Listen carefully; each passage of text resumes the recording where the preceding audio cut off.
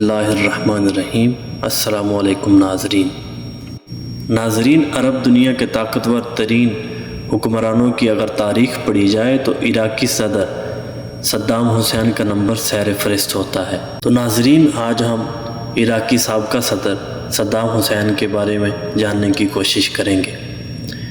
والد کی جلد ہی وفات کے بعد ان کی والدہ انہیں اپنے رشتہ داروں کے پاس چھوڑ کر کسی اور گاؤں چلی گئی۔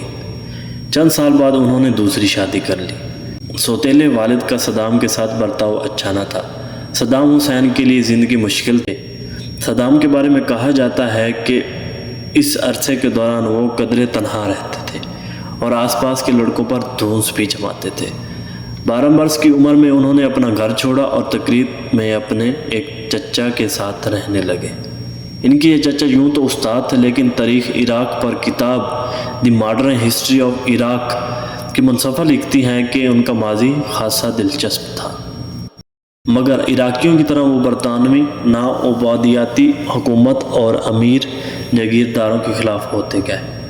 1958 کے انقلاب میں عراق میں برطانیہ حامی بادشاہت کے خاتمے کے بعد ملک میں پرتشدد بحرانی دور کا آغاز ہوا، لیکن صدام حسین کے لیے 60 کی دہائی اہم ترین ثابت ہوئی۔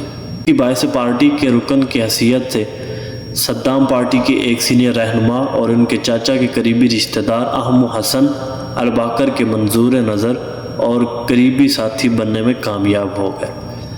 صدام حسین اس وقت نہ کوئی افسر تھے اور نہ فوج کا حصہ، لیکن مور کہتے ہیں کہ احمد حسن باقر کے لیے وہ خاصے مفید کام انجام دیا کرتے تھے۔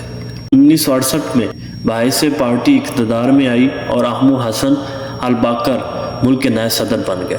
صدام حسین اسی دور میں احمد حسن کے دست راست تھے۔ حکومت کے اہم اور خفیہ کام وہ خود انجام دینے لگے، جن میں مخالفین کو منظر عام سے ہٹانا بھی شامل تھا۔ ان مخالفین میں سے کچھ تو قتل کر دیے گئے، کچھ جلاوطن اور کچھ کو چپ کرا دیا گیا۔ صدر باقر نے عراقی تیل کی صنعت حکومتی کنٹرول میں لے لی، عراقی خزانے پر دباؤ پڑنے لگا اور حکومت نے ملک میں ترقی کے نئے دور کا آغاز کیا۔ دیہاتوں میں بجلی پہنچنے لگی، سڑکیں اور اسکول بننے لگے، لیکن صدام حسین کے سیاسی عزائم بڑھنے لگے اور سن 1979 میں انہوں نے اپنے محسن احمد الباقر سے زبردستی استعفیٰ دلوا دیا اور خود صدر بن گئے۔ جلد ہی انہوں نے اپنی پارٹی کی انقلابی کونسل میں اپنے اور حکومت کے خلاف بغاوت کی سازش کا انکشاف کیا۔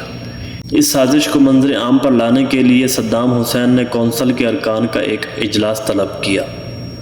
اس میں صدام حسین اسٹیج پر بیٹھے سگار پیتے دکھائی دیتے ہیں، جبکہ بغاوت میں ملوث افراد کے نام کی فہرست بآواز بلند پڑھی جاتی ہے اور انہیں باری باری اجلاس سے باہر لے جا کر گرفتار کر لیا جاتا ہے یا ہلاک کر دیا جاتا ہے۔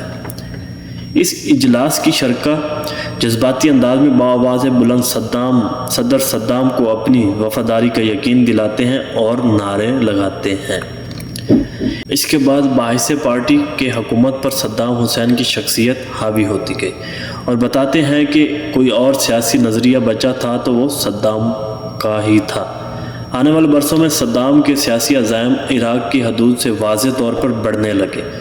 وہ خود کو عرب دنیا کا رہنما اور تاریخ میں اپنے آپ کو صلاح الدین ایوبی جیسا سپہ سالار کے برابر سمجھتے تھے، کیونکہ صلاح الدین ایوبی تکریت میں پیدا ہوئے تھے۔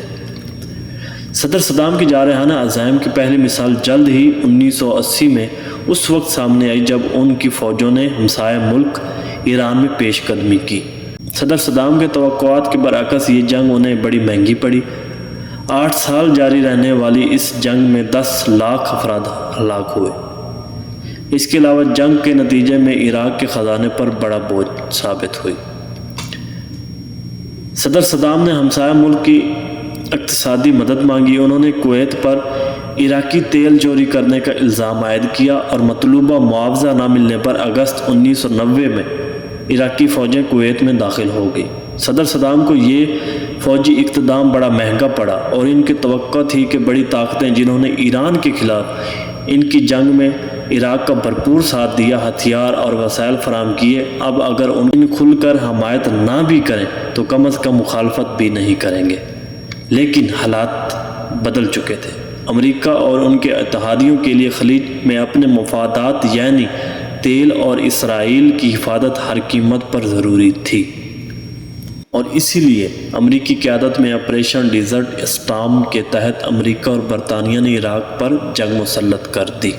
11 ستمبر کے واقعے کے بعد امریکہ مسلسل اس بات پر اڑا ہوا تھا کہ عراق کے پاس وسیع تباہی کے ہتھیار ہیں، اور برطانیہ کا کہنا تھا کہ ان ہتھیاروں کو صرف 45 منٹ میں قابل استعمال بنایا جا سکتا ہے۔